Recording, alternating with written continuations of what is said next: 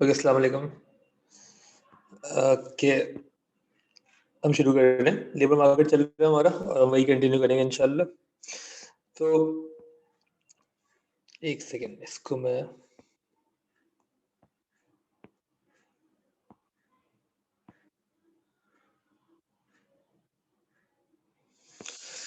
जी labour market शुरू किया था हमने और कुछ चीज़ें डिस्कस भी कर ली थी हमने। सबसे पहली चीज़ जो पढ़ी थी लेबर मार्केट के बारे में वो ये था कि यार the demand for labour is a derived demand. Labour की जो डिमांड है वो डिराइव होती है।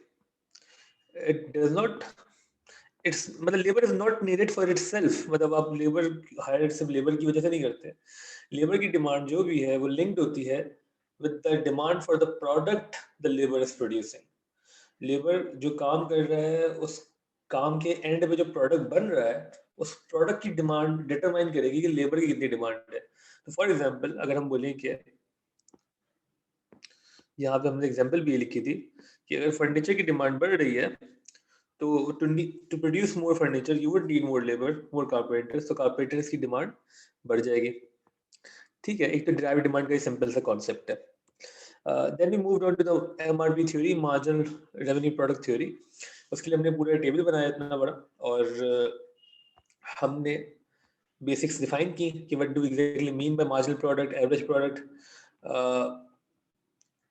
Marginal revenue product. जो नई चीज थी वो तो ये थी ना मार्जिनल रेवेन्यू प्रोडक्ट, ये क्या होता है। और हमने कहा is the change in total revenue when one more labour is hired. Labour को हायर करने से जो एक्स्ट्रा फायदा हो रहा है इन टर्म्स ऑफ रेवेन्यू, एक लेबर को हायर करने से रेवेन्यू में कितना इजाफा हो रहा है, that is the marginal revenue product of labour. ठीक है, then we moved on to this कि हायर करना या नहीं करना। और हमने डिस्कस किया यार अब फायदा और नुकसान कंपेयर करेंगे। Obviously you will way all the cost and benefit before doing any decision. This is what rational people do. तो लेबर को हायर करने का जो फायदा है वो रेवेन्यू में इजाफा है, एमआरपी, और नुकसान जो कॉस्ट में इजाफा है वो वेजेस है। तो वी सेड कि यार फॉर एनी पर्टिकुलर लेबर उसको उसकी वजह से रेवेन्यू में कितना एडिशन हो रहा है और कॉस्ट में कितना एडिशन हो रहा है, इसको हम कंपेयर कर लेंगे। If the MRP is greater than the wage, if the increment in revenue is more than the increment in cost, then obviously it is a good idea to hire that labor. We should hire that labor. However, if MRP is less than the wage, कम है wage से, तो हमें नुकसान है। क्यों higher कर रहे हैं उसको? उसकी वजह से कॉस्ट ज्यादा बढ़ रही है, रेवेन्यू कम बढ़ रहा है, ओवरऑल प्रॉफिट कम हो रहा होगा, इसलिए do not hire. This was our basic premise जिस पे हमने बात की। ठीक है, आवाज क्लियर आ रही है? बात समझ में आ रही है? एक कंफर्मेशन भेज दें जो भी लोग अवेलेबल है। ओके, सुनने में आ रहा है सब कुछ ठीक है? ओके, यस, ठीक है। ओके देन, फाइनली हमने बात की दो और चीजों की। एक तो हमने एमआरपी का कर्व बनाया कि होगा कैसा। ठीक है, हमने बोला कि एमपी और एमआरपी सेम तरीके से बिहेव करता है, क्योंकि basically the formula to calculate MRP जो हमने बनाया था that was MP times MR. Marginal product को मल्टीप्लाई करते हैं हम मार्जिनल रेवेन्यू से। और अगर मार्जिनल रेवेन्यू इक्वल है प्राइस के, if marginal revenue is equal to price, then MRP would be equal to MP times price। ठीक है, अब कोई मुझे बता सकता है, किसी को याद है कि यार MR और P इक्वल कब होते हैं? When is in which scenario, in which condition आपने देखा है कि MR और P जो है वो इक्वल है, मार्जिनल रेवेन्यू और when price prices equal? are fixed. When prices are fix, बेहतरीन। एंड और प्राइसेस फिक्स एक ही मार्केट में होती हैं, सिर्फ कौन सी मार्केट में? Perfect competition. Perfect competition, exactly. We are assuming perfect competition. We are assuming perfect competition कि प्राइस फिक्स है, एमआर इज एआर, और यही डिमांड कर भी था हमारा। बिल्कुल, we are assuming perfect competition है। ठीक हो गया। अगर परफेक्ट कंपटीशन ना होता तो हम ये वाला फॉर्मूला यूज कर रहे होते पूरा। हम देख रहे होते कि एमआर कैसे चेंज हो रहा है, उस हिसाब से लेबर की आने की वजह से टोटल रेवेन्यू में कितना इजाफा हो रहा है। ठीक है, एक तो ये चीज हो गई है। देन मूविंग ऑन, उसी फैसले को कि exactly how many labours to hire, हमने यहाँ पे भी अज्यूम किया अच्छा, यहाँ पे एक assumption है कुछ, वो मैं लिख देता हूँ क्या है। वो assumption पे आज हमने शुरू assumption से करना है। पहली assumption तो ये थी कि wages are fixed। ठीक है, हमने वेज को फिक्स कर लिया कि हर लेबर को हम एक सेम वेज देंगे, और हमने इसे कंपेयर किया था अपने टेबल से। तो अपने टेबल जो हमने बनाया था, सॉरी, यहाँ पे, तो यहाँ पे हमने फिक्स कर ली थी वेज रेट एट 130, सॉरी 130 यहाँ। ठीक है, तो 130 पे हमने एक लाइन बना दी कि हर लेबर को हम 130 पे करेंगे, चाहे लेबर कितना भी प्रोड्यूस करे। और फिर हमने डायग्राम देखी, तो समझ में आया कि पहले लेबर को हायर करने से नुकसान हो रहा था, क्योंकि उसकी वजह से जो एमआरपी था, रेवेन्यू में इजाफा था, वो सिर्फ 80 का हो रहा था। ठीक है, आपके पास सामने टेबल बना हुआ होना चाहिए। और लेकिन उसको भी हम 130 पे करने से नुकसान था। लेकिन वी न्यू कि इस वक्त एमआरपी कम है, लेकिन एमआरपी बढ़ेगा। कोई बता सकता है शुरू में एमआरपी बढ़ने को हम क्या कहते हैं? But why is MRP rising initially?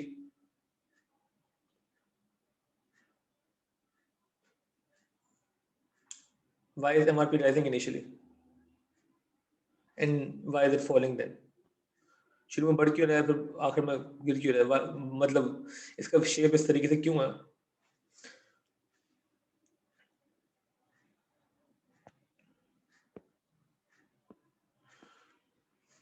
Sir eventually fix capital labour नहीं वो कर पाएगा। बिल्कुल ठीक है, बेहतरीन। शुरू में आपकी कर जवाब दिया इसको। बिल्कुल ठीक है, अनुष्का भी सही कह रही हैं, आप भी सही कह रही हैं। और शुरू में आपका जो कैपिटल फिक्स्ड है, शुरू नहीं, ओवरऑल कैपिटल फिक्स्ड है, शॉर्ट रन में कैपिटल फिक्स्ड है। शुरू में आपके पास कैपिटल अंडर यूटिलाइज्ड है, मतलब उसको सही से यूटिलाइज करने के लिए लेबर अवेलेबल नहीं है। एक लेबर सारी मशीन को यूज नहीं कर सकता, तो यू नीड मोर लेबर। जैसे जैसे लेबर बढ़ते रहेंगे, यूटिलाइजेशन बढ़ती रहेगी, और उनके आने से टोटल आउटपुट में काफी तेजी से इजाफा होगा, प्रोडक्टिविटी ओवरऑल बढ़ रही होगी। आप देखेंगे कि एमपी इज राइजिंग, और एमपी राइज हो रहा है तो एमआरपी विल आल्सो राइज, क्योंकि एमआरपी का जो फॉर्मूला है वो यही है ना, एमपी इंटू एमआर। तो अगर एमपी बढ़ रहा है तो एमआरपी भी बढ़ेगा, इसीलिए वो राइज कर रहा है। और फिर एमपी फॉल हो रहा है, इसलिए एमआरपी भी फॉल हो रहा है। ठीक हो गया। अच्छा, इसके बाद हमने ये देखा कि इवेंचुअली ये हो रहा है कि एमआरपी ज्यादा हो गया था, विच से तो आपको फायदे हो रहे थे टिल द पॉइंट हेयर कि वो कम होते होते यहाँ पे आ गया। When you hide the fifth labour, तो based on our assumption, based on our table, आपको फायदा भी 130 का हुआ, और आपने उसको पे भी 130 किया। रेवेन्यू एमआरपी 130 था, पे भी 130 किया, तो उसको हाइड करने से कोई खास फायदा नहीं हुआ, बस एक लेबर बढ़ गया, रेवेन्यू में कोई इजाफा नहीं हुआ, प्रॉफिट में कोई इजाफा नहीं हुआ। ठीक है ना, क्योंकि रेवेन्यू माइनस कॉस्ट करके हम देख रहे हैं, प्रॉफिट में कोई इजाफा नहीं हुआ। लेकिन छठा लेबर अगर हम हायर करेंगे तो उसको भी 130 पे करना होगा, और वो सिर्फ 50 का हमें रेवेन्यू जनरेट करके देगा, तो उसको हम अल्लाह हाफ़िज़ कह देंगे, उसको हम हायर नहीं करेंगे, बिकॉज उसको हायर करने से आपका ओवरऑल प्रॉफिट कम हो रहा होगा। Revenue is less, cost is more, wage ज़्यादा पे करने, एमआरपी कम है, तो we will stop at the fifth labour. और उसका हमने रूल बना लिया कि स्टॉप हम क्यों करेंगे, कहाँ करेंगे। That would be the point where MRP is equal to wage, or there would be a hiring quantity, optimal hiring quantity. And ये जो है आपको मैंने जरा सा एक ग्लिम्स दिया था कि ये बेसिकली वही है। This is MC is equal to MR ही है ये, क्योंकि wage marginal cost है of hiring any labor, the additional cost you are paying, the additional cost you are bearing for hiring any new labor is the wage, तो वो MC है, marginal cost। और additional revenue जो है MRP है। MRP क्यों लगा दिया, बस वो हम लेबर के लिहाज से देख रहे हैं, वो एमआर है। तो MC is equal to MR ही आपका नॉर्मल ऑप्टिमल सॉल्यूशन होता है। जब ये इक्वल हो जाएंगे तो आप कहते हैं रुक जाए, इससे आगे ना बढ़े, this is your optimal quantity.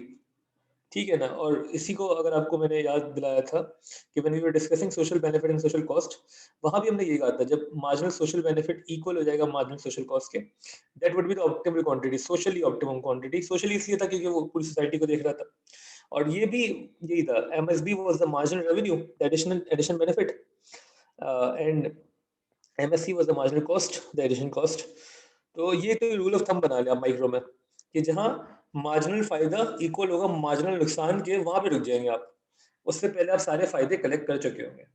ठीक है, तो मार्जिनल बेनिफिट जहां मार्जिनल कॉस्ट के इक्वल हो जाएगा, MC equal to MR, MR MC, यहाँ पे भी मार्जिनल फायदा मार्जिनल नुकसान इक्वल हो जाएगा।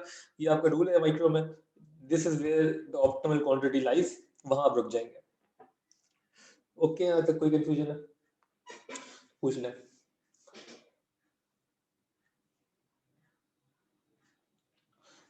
अच्छा, एक चीज रिमाइंड करा दूं, मैं आप लोगों को असाइनमेंट दिया हुआ है, आई थिंक उसकी डेडलाइन कल रात थी, आई एम नॉट श्योर, नहीं आज रात है, आज रात है आई थिंक, हाँ। तो उसको कर लें प्लीज, उसको अपलोड कर दें। कुछ लोगों के असाइनमेंट सबमिट हो चुके हैं ऑलरेडी। कल की क्लास जो है वो हमारी सिर्फ आंसर्स पे होगी। कल की क्लास, आज तक हम जितना पढ़ लेंगे लेबर पढ़ लेंगे, फिर हम कल की क्लास जो है वो आंसर्स पे रखेंगे और उसको हम डिस्कस करेंगे। मैं एक दो सैंपल आंसर चूज कर रहा हूँ जो डिस्कस करने हैं, और उसमें मसले क्या है वो देखेंगे हम। इम्पोर्टेंट क्लास है, बहुत इंपॉर्टेंट क्लास है। आंसर लिखना अगर आपको नहीं आए तो फायदा नहीं है। क्वेश्चन देख के होपफुली आपको इतना तो रियलाइज हो रहा होगा कि this is all what you know, मतलब इसमें कोई भी ऐसी चीज नहीं है पास से जो आप नहीं कर सकते। आपको मैंने दो ही क्वेश्चन दिए हैं, दो क्वेश्चन मिला के 50 मार्क्स टोटल हो रहे हैं सेक्शन बी के, और यही इंशाल्लाह आपको 50 मार्क्स अटेम्प्ट करने होंगे जब आपका फाइनल एग्जाम होगा कैम्ब्रिज का। तो वहां पे भी दो क्वेश्चन ही होंगे, और वो अभी से आपको आते हैं, लाइक यू हैव कवर्ड इतना सिलेबस कि हो सकता है कि आपको मैक्रो में कुछ करना की जरूरत ही ना पड़े। अब मेरी बात समझ रहे हैं? 6 में से 2 सवाल करने होते हैं सिर्फ। तो माइक्रो अगर आपको बहुत स्ट्रांग है तो you are good to go, फिर आप जो है वो चल गए।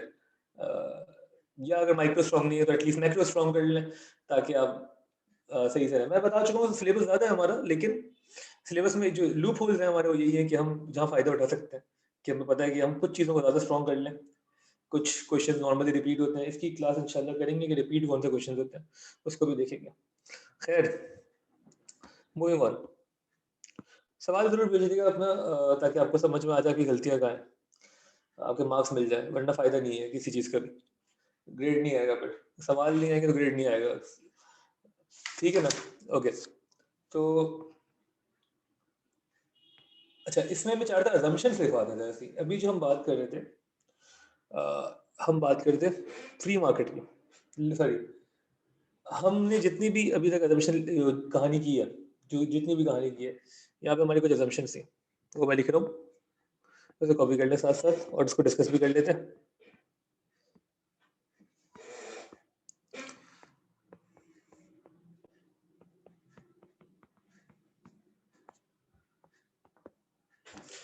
ओके, तो the first assumption is कि this theory assumes perfect competition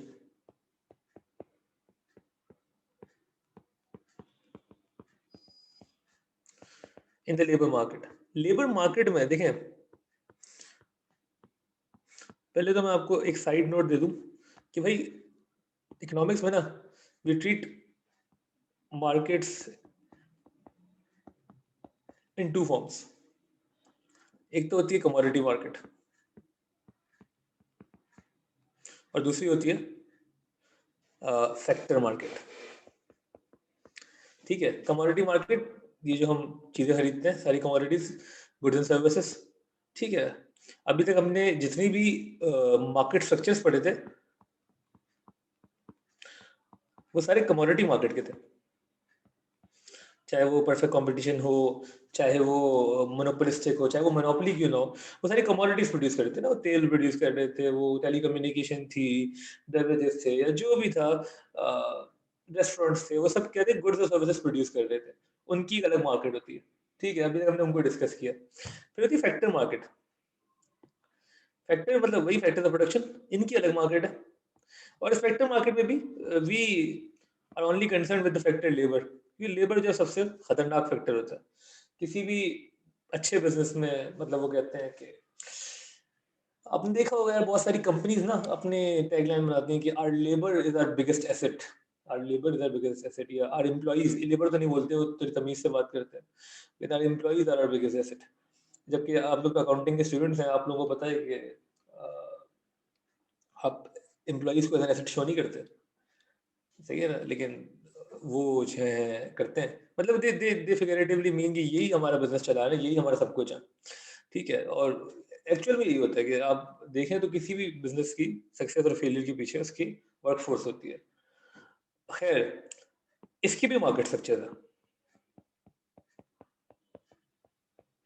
और ये जो हमारा लेबर मार्केट हम पढ़ रहे हैं उसमें हम लेबर मार्केट के स्ट्रक्चर्स पढ़ेंगे। तो अभी हम अज्यूम कर रहे हैं वी आर स्टार्टिंग विथ, इसको भी कॉपी कर लेते हैं साइड नोट को। तो अभी जो है हम पहली जो हमने चीज पढ़ी वहां पर हमने अज्यूम किया कि the labour market is perfectly comparative, there is perfect competition in the labour market. और इसमें वो सारी चीजें आ जाएंगी, वो सारी चीजें आ जाएंगी, वही सारी assumptions जो कि हमने पहले कमोडिटी मार्केट के लिए पढ़े थे। क्या पढ़े थे हमने कि इंडिविजुअल प्रोड्यूसर जो है सॉरी, अच्छा यहाँ पे ना फर्क क्या है, यहाँ पे एक फर्क है इस वक्त ना, मतलब इससे पहले कमोडिटी मार्केट में हम देखते थे तो we were the buyers, customers जो थे, कंज्यूमर्स वर द बायर्स, ठीक है, और जो फर्म्स थी दे वर द सेलर्स, ठीक है। और अगर हम बोलते थे कि किसी परफेक्ट कंपटीशन है कमोडिटी मार्केट में, इसका मतलब ये था कि किसी बायर या किसी सेलर के पास कोई इतनी सेल्स नहीं है या इतनी पावर नहीं है कि वो मार्केट प्राइस को इन्फ्लुएंस कर सके। सिमिलरली यहाँ पे भी हम ये कहेंगे, यहाँ बस फर्क ये होगा कि जो सेलर है वो लेबर खुद है। The seller of the service of the labour service is the labour itself. Labour जो है वो सेलर है, और बायर कौन है? What do you think is the buyer? Buyer कौन है? फार्म। नहीं, हम तो नहीं है बायर, हम कहाँ खरीदते हैं लेबर?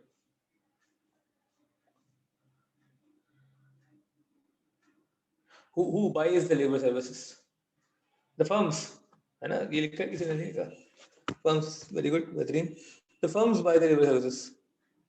कल की क्लास नहीं है रीच, ओके, थैंक यू। कल की क्लास है बाय द वे, कल क्लास है, जस्ट सो वी नो, हमारी क्लास है, हमारी वो एक्स्ट्रा क्लास कह लें उसको, आप कुछ भी कह लें, तो इसकी टाइमिंग मैं आप लोगों के लिहाज से कर दूंगा थोड़ी सी, अगर आप चाहें तो, लेकिन क्लास है, हमें आंसर सी क्लास करनी है कल, इंपॉर्टेंट क्लास है,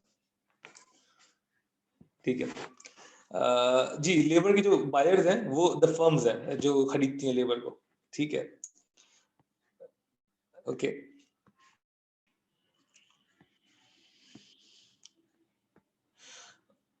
अच्छा, इसी से फिर आप बाकी जो है वो, अच्छा इसी इसी पहली assumption को ही चलो तो पूरा और कर लेते हैं कि no single firm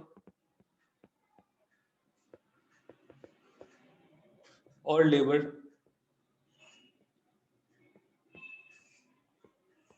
has the power to influence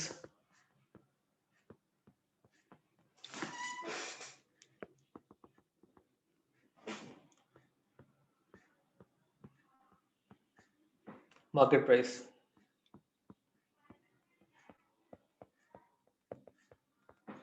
ठीक है, अच्छा ये मार्केट प्राइस जो है ना, what is the price of labour? What is the price of labour? Labour की प्राइस क्या होती है? वेजेस। वेजेस, तो मार्केट वेज कहलाएंगे यहाँ पे, ठीक है। जैसा कि हमने कहा था कि कमोडिटी मार्केट में the prices are fixed, labour market में the wages will be fixed. तो ये जो हमने इससे पहले डायग्राम देखी थी, यहाँ वाली, दिस नहीं, आगे वाली, ये वाली, जहाँ हमने वेज को फिक्स किया हुआ था, ये इसीलिए किया हुआ था कि हमने कहा भाई हमने सिर्फ ऊपर लिख दिया assuming that the wages are fixed, लेकिन ये assumption वहीं पीछे से आ रही है क्या, कि ये लेबर मार्केट ऐसी लेबर मार्केट है जहाँ पे परफेक्ट कंपटीशन है, परफेक्ट कंपटीशन है इसीलिए वेजेस फिक्स्ड है। नो सिंगल फर्म और the labour has the power to influence the market wage, और इसको हम ये कह सकते हैं कि all firms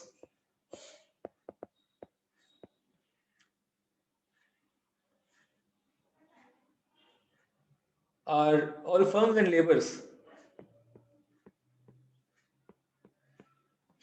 are wage takers। आप वेज मेकर नहीं है, आप वेज टेकर, सॉरी, आप वेज टेकर है, ठीक है। जैसे हमने वहां कहा था प्राइस टेकर और प्राइस मेकर, तो यह सारी फर्म जो है वो वेज टेकर है, ठीक है। परफेक्ट कंपटीशन की पहली assumption हो गई, अभी तक हमने जो भी किया। उसी से आगे बढ़ते हैं कि इसके अलावा और क्या assumption होगी, तो वो देख लेते हैं। अच्छा ये बड़ा इंपॉर्टेंट है, और ये आपको समझ में आना भी चाहिए कि हम बोले लेबर्स जो है वो होमोजेनस है, सारे लेबर जो है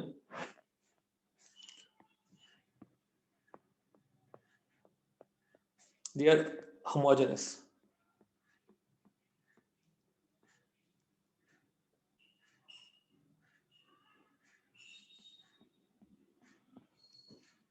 अच्छा, कमोडिटी होमोजेनस होना तो समझ में आ गया था, मैं लेबर होमोजेनस मतलब लेबर भी एग्जैक्टली सेम है। इसका मतलब बेसिकली ये है कि their skills are same, their skills are similar.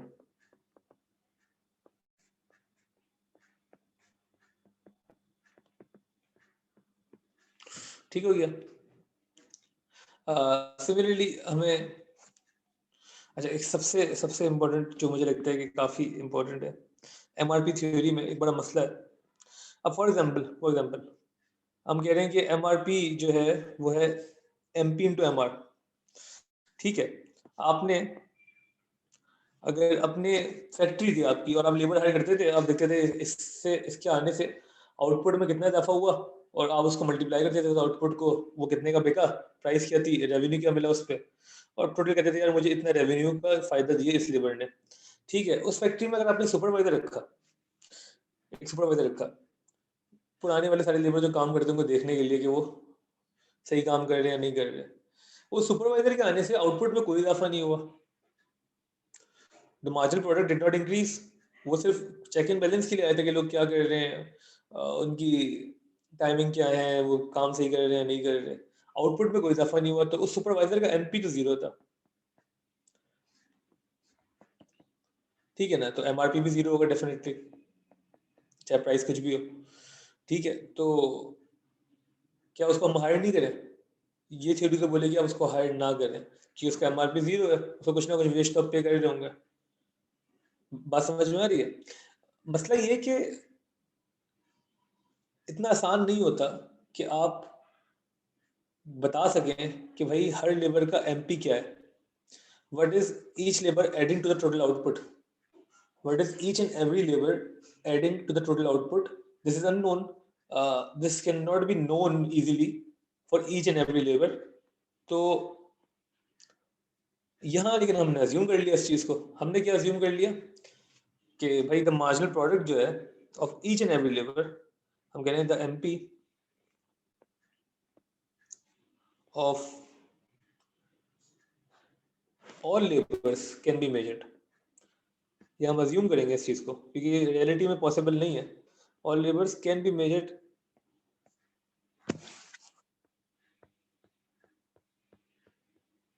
इस तरीके से क्वांटिटेटिवली, एक हम क्वांटिटी दे सकते हैं।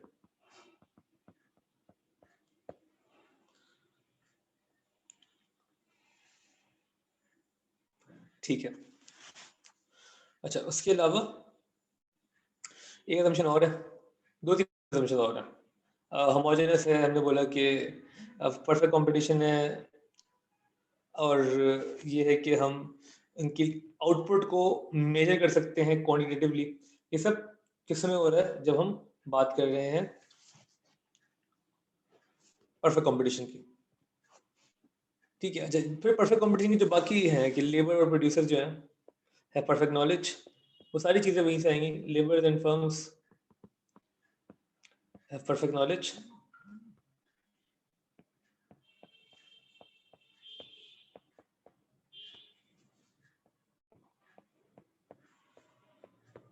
ठीक है, या हम बोलेंगे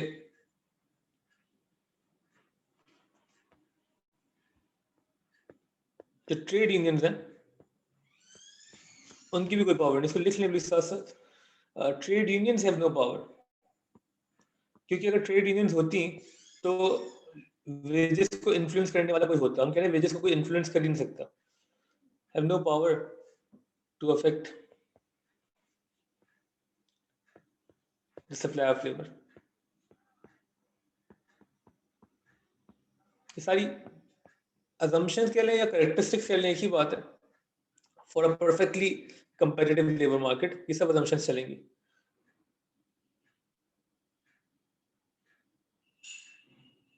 परफेक्ट नॉलेज हमने कह लिया है, हमने कहा कि there is no power to effect, ठीक है। और एक लास्ट चीज,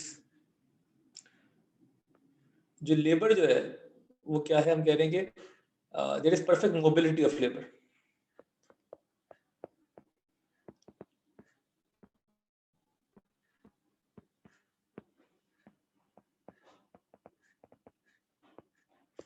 लेबर जो है परफेक्टली मोबाइल है। अच्छा, इस मोबिलिटी को समझ लें, what do we mean by mobility? Mobility का बेसिकली मतलब क्या होता है कि मूवेबल है। कोई चीज मोबाइल है, उसका मतलब हम कहते हैं कि ये मूवेबल है, फिक्स नहीं है, it can move from one place to another. अच्छा, जब हम बात करते हैं लेबर की मोबिलिटी की, तो हम दो तरह की मोबिलिटी की बात करते हैं। एक तो ज्योग्राफिकल मोबिलिटी, कि यार वो अगर कराची में काम कर रहा है तो वो उठ के लाहौर चला जाए या पिंडी चला जाए।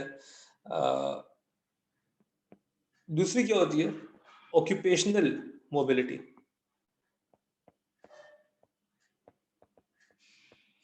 ऑक्यूपेशनल मोबिलिटी डिफरेंट चीज़ है। मतलब फॉर एग्जांपल कि आप जो है वो एक कारपेंटर से शुरू कर लेते, कारपेंटर है, और अब आप म्यूजिशियन बन जाए। आप एक ऑक्यूपेशन से दूसरे ऑक्यूपेशन में चले गए, कि आप डॉक्टर थे और अब डॉक्टर की डिमांड खत्म हो गई है, तो आपने बोला नहीं, ठीक है मैं कल से जो हूँ वो इंजीनियर बन जाऊंगा। नहीं कर सकते ऐसे, आप ऑक्यूपेशनली इमोबाइल है इस सेंस में, ठीक है। लेकिन हम अज्यूम करते हैं कि लेबर जो है परफेक्टली मोबाइल है, बोथ ज्योग्राफिकली एंड ऑक्यूपेशनली। यहाँ तक कॉपी कर लें प्लीज।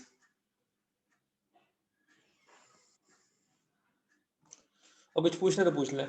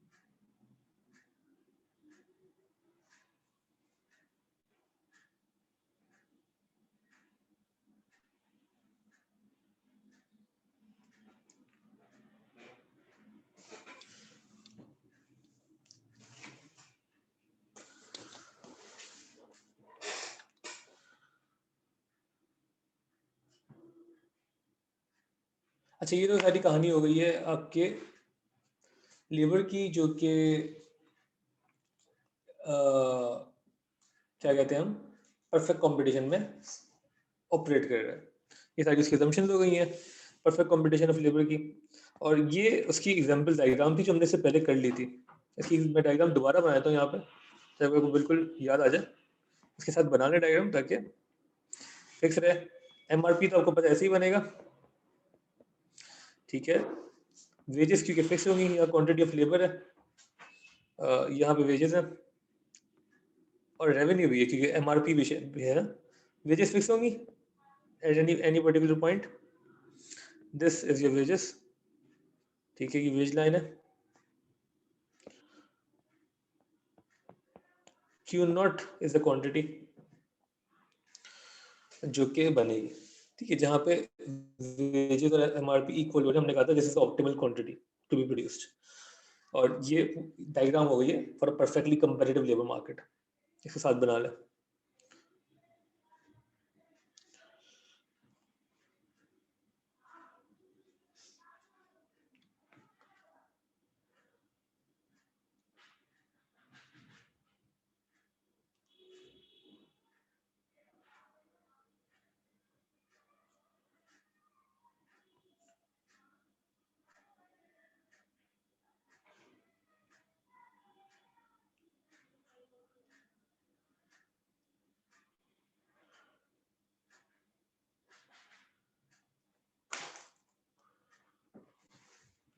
ठीक है, अब जरा सा आगे बढ़ते हैं। अगर यहाँ तक बात समझ में आ गई है, वी जो डिमांड फॉर लेबर थी उसको फाइनलाइज करते हैं।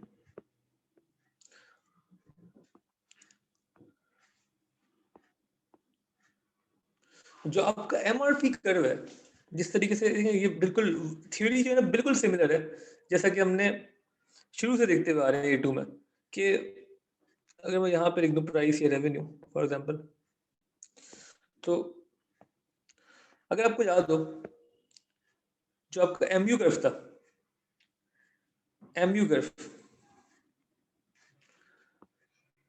marginal utility you were getting from the consumption of one more unit, that was equal to the demand, और हमने पूरा समझाया था क्यों है। ठीक है, बात समझ में आ रही है, क्योंकि हमने बताया था ability of willingness और the maximum you would be willing to pay would be equal to the satisfaction you are getting, तो MU was equal to demand। उसी सेम टोकन से अगर आप देखें तो जो MRP है, the MRP कर्व, और उसका सिर्फ डाउनवर्ड स्लोपिंग पार्ट वैसे, क्योंकि डिमांड डाउनवर्ड स्लोपिंग होती है। MRP is the demand for labour. MRP का जो कर्व है वो डिमांड फॉर लेबर का ही कर्व है। उसकी रीजनिंग भी यही है कि मतलब अगर आप सोचें for any quantity of labour what is the maximum you are willing and able to pay. ठीक है ना, मैं आपसे पूछूं कि यार ये जो लेबर है फॉर एग्जांपल, आपने जो थर्ड लेबर हायर किया था, इस थर्ड लेबर ने आपको 300 का फायदा दिया था, MRP was 300, तो what is the maximum wage you will be willing to pay him. 300 रुपए का फायदा दे रहा है आपको। अब बताएं what is the maximum wage, what is the maximum price, price ही होगी ना wage, what is the maximum wage you are willing to pay him.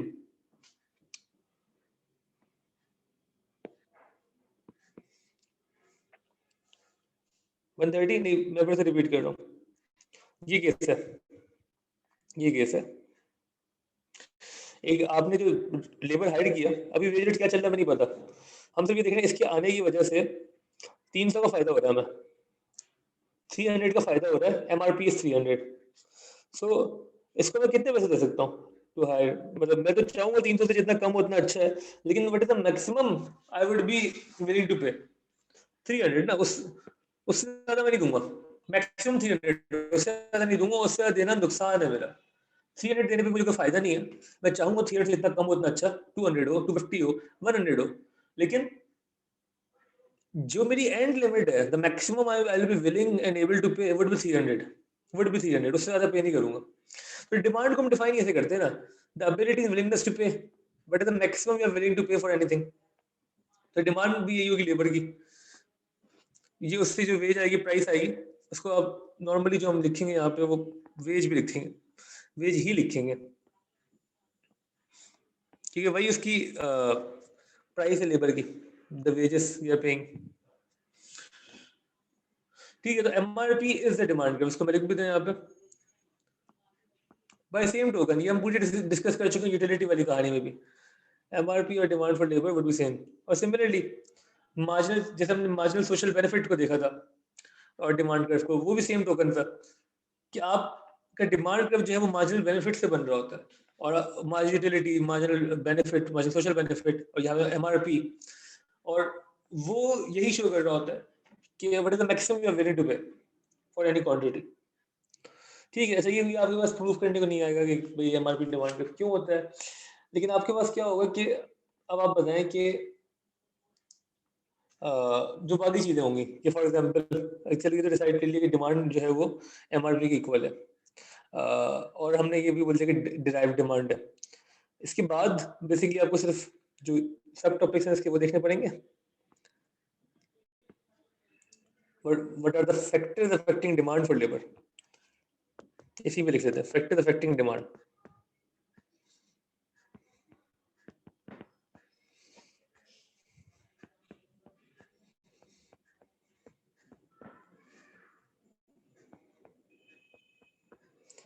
अच्छा पहले तो ये देख लें कि एमआरपी को हम कह रहे हैं डिमांड है, और एमआरपी अगर आपको याद हो तो इक्वल था एमपी इंटू एमआर के।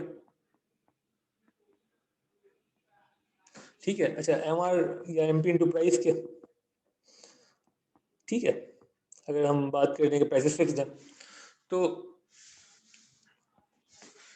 एमआरपी चेंज होने के लिए, एमआरपी कब चेंज होगा, एमआरपी डिमांड फॉर लेबर भी है, एमआरपी जब चेंज होगा जब इन दोनों में से कोई एक चीज चेंज होगी। इसको ऐसे याद रखें, डिमांड फॉर लेबर तब चेंज होगी जब एमआरपी चेंज होगा, एमआरपी कब चेंज होगा जब एमपी या प्राइस में से कुछ चेंज होगा। तो नंबर 1 तो वही हो गया आपका marginal product. Number 2 price of the good the labour is producing.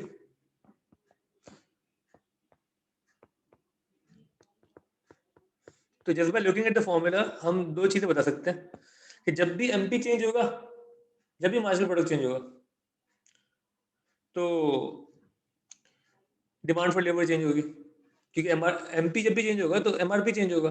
Similarly जब भी price of the good the labour is producing change होगा, एमआरपी विल स्टिल चेंज। तो दो मेन फैक्टर जो है affecting the demand for labour, ये दो हैं। ठीक है, लेकिन इन हम और लिखेंगे और वो और जो है वो इन्हीं दोनों को वापस टारगेट कर रहे होंगे। अगर आप देखें तो फॉर एग्जांपल कि हम बोलें कि भाई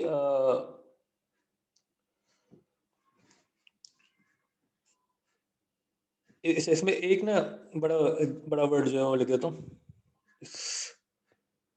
सब्स्टिट्यूटेबिलिटी। सब्स्टिट्यूटेबिलिटी का मतलब क्या है, द एबिलिटी टू सब्स्टिट्यूट। हम बात कर रहे हैं what is the ability to substitute. तो substitutability of labour with capital, क्योंकि जो फंडा है वो लेबर का कैपिटल के साथ ही है। इसको समझाने का समझा लेता हूँ मैं इस तरीके से। हम बेसिकली बात करें द ईज विथ विच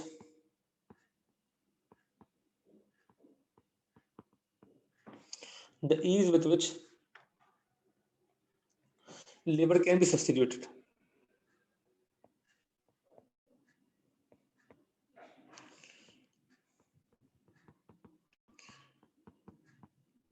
जितनी आसानी से आप लेबर को सब्स्टिट्यूट कर सकते हैं, जितनी ज्यादा सब्स्टिट्यूटेबिलिटी है, उतनी कम डिमांड होगी लेबर की। जितनी ज्यादा इजीली आप सब्स्टिट्यूट कर सकते हैं लेबर को, मतलब लेबर आसानी से सब्स्टिट्यूट हो सकता है, तो लेबर की डिमांड उतनी कम होगी। Higher the substitutability, lower would be the demand for labour, because आप आराम से शिफ्ट कर सकते हैं। और जो the ability to substitute would depend obviously on the cost of other factors too. तो अगर बाकी फैक्टर सस्ते हैं तो आपको लगेगा कि यार आप सब्स्टिट्यूट करें आसानी से, और लेबर जो है वो इतना ज़्यादा ज़रूरी नहीं है, मतलब उसको आप इजीली सब्स्टिट्यूट कर सकते हैं, तो लेबर की डिमांड कम होती रहेगी। अब आप अगर डिमांड अपनी बढ़ानी है आपने किसी भी जगह, तो you have to make sure कि यार आपका कोई सब्स्टिट्यूट आसानी से ना आ जाए ना। अगर आप इजीली सब्स्टिट्यूटेबल हैं तो आपकी डिमांड कम है, सिंपल। एक और चीज,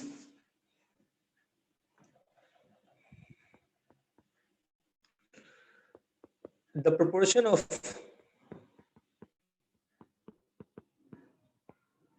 total cost, the labor cost takes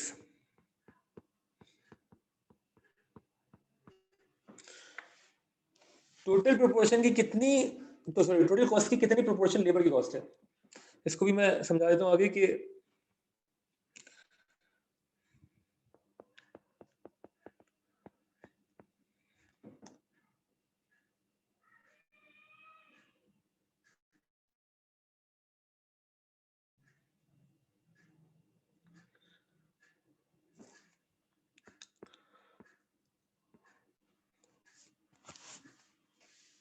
higher the proportion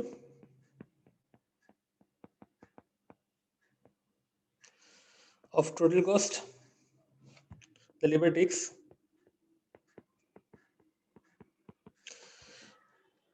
उतना मुश्किल हो जाएगा लेबर को सब्स्टिट्यूट करना।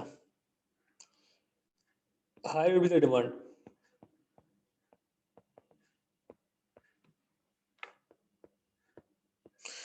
अच्छा, इसको हम एक और चीज के साथ लिंक करके पढ़ेंगे। सही, आज के लिए इतना ही है, ठीक है। लेबर को और नहीं पढ़ेंगे, डिमांड फॉर लेबर हम रुक रहे हैं, हम आगे नहीं बढ़ रहे। हम इसको और नहीं करेंगे, इसमें जो बाकी चीज़ें हम बाद में देखेंगे। आप जो है वो जा सकते हैं। आपका जो कल की क्लास है उसकी मैं टाइमिंग बता दूंगा आपको, कोशिश करेंगे सेम टाइम पे रख लें, देखते हैं अगर चेंज करना है तो मुझे बता देगा।